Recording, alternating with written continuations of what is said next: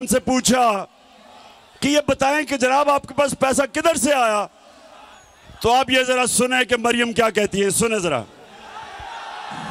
हसन पास आज जो भी है वो उनके वालिद से उनको नहीं आया। वो कहते हैं ना, ये पैसा कहाँ से आ गया कि बच्चे इतनी छोटी छोटी उम्रों में अमीर हो गए और अरबपति हो गए। तो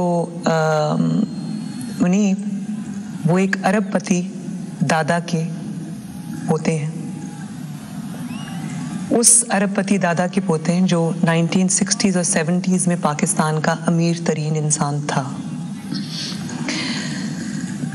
ये जो एसेट्स हैं, ये जो बिजनेस के लिए पैसा है, ये सारा दादा से डायरेक्टली बच्चों को ट्रांसफर हुआ।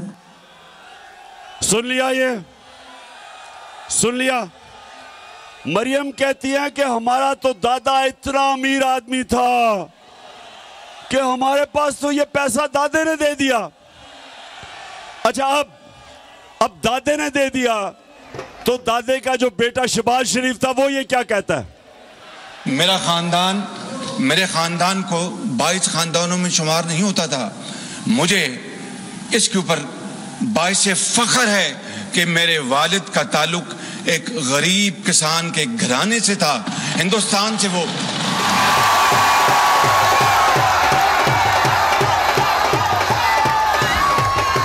वैसे मैं मरियम को दाद दूंगा, मैं आज उसे अप्रिशिएट करना चाहता हूं।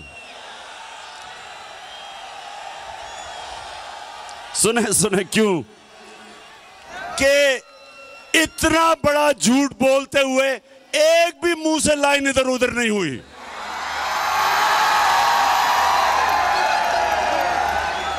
यानी झूठों का बादशाह बना, इतने सीधे मुंह से मेरा तो दादा बड़ा अमीर आदमी था।